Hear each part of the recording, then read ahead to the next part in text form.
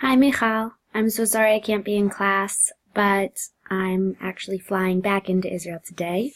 So I did not want to miss out on the presentation. So I'm recording this for you so that I can still be held accountable for doing the readings and the presentation. I read the Qin article. I'm not sure how to pronounce their name. But it is a case study on Chinese immigrant families to the U.S. and on family dynamics in these Chinese immigrant families. It's part of a larger study. She was studying separation in these immigrant families from both working class and middle class socioeconomic statuses. And this article is only two of those case studies that she felt exemplified the larger sample.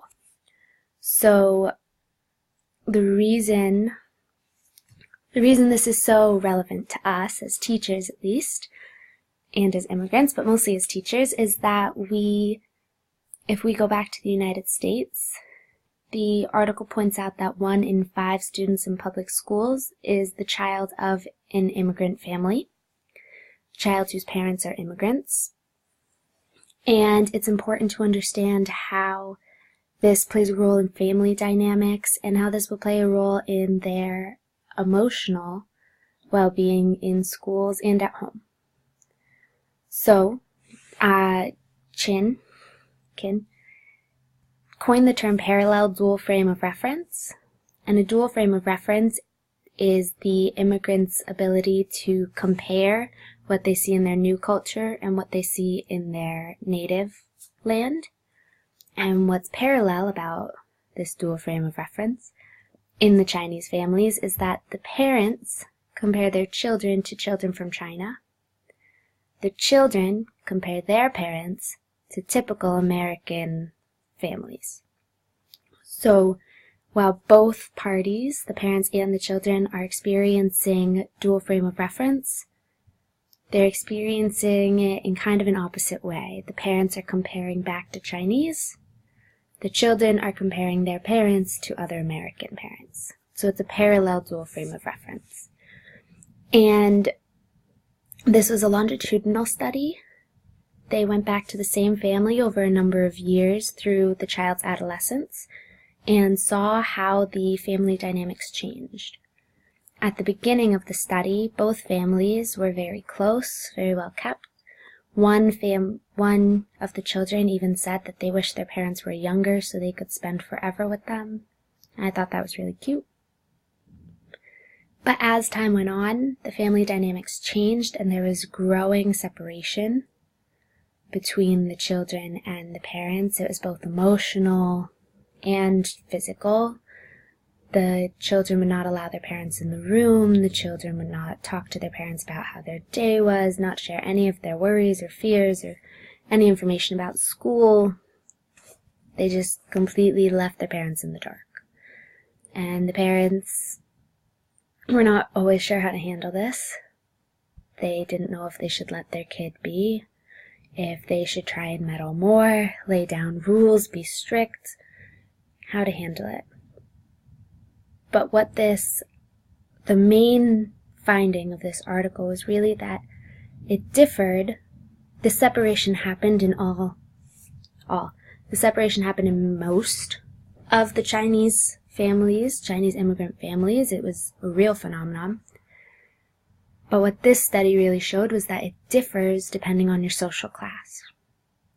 And so while there's separation in both classes, it's more acute, the author says, in the middle-class families.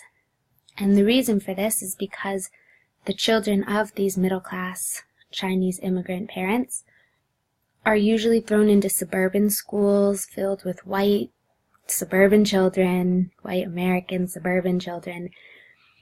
And so they're exposed to a lot more mainstream American culture, mainstream English, and this causes a much greater gap.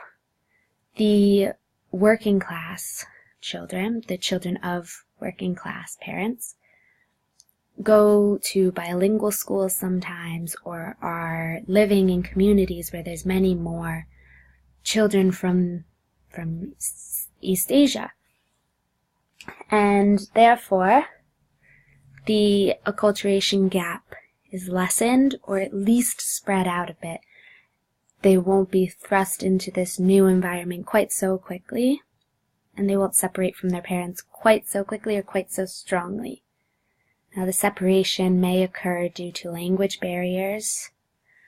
In this article, we saw one of the moms spoke, I'm going to butcher this, Fukienese, and her child was going to a school where there was an emphasis on Cantonese and Mandarin.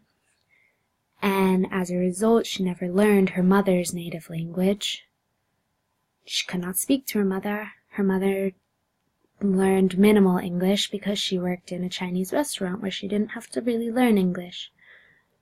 So in the working class families, there's more separation due to language barriers and due to parents working longer hours, financial strain. But the acculturation gap really is most harshly felt in the middle class families, where the children are more exposed to mainstream American culture.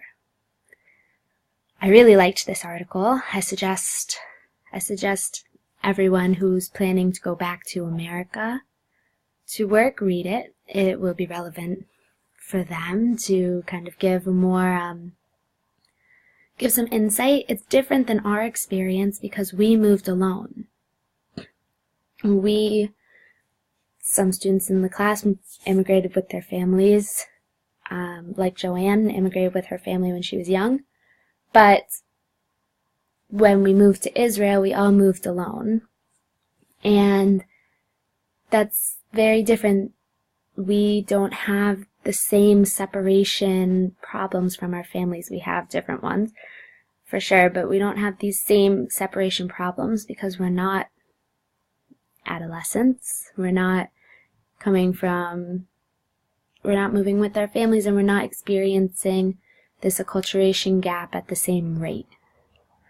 I hope that makes sense. The end, I know it doesn't sound so clean and polished, but I think that it's an important paper to read because it's not something that we learned from our personal experience. And I do feel we learn a lot from our personal experience moving. This is not something we could have learned. We didn't move with our parents. So that's why I valued this article. I hope this is okay. I'm so sorry that I can't be in class. Have a great week, and I will be there next time, I promise.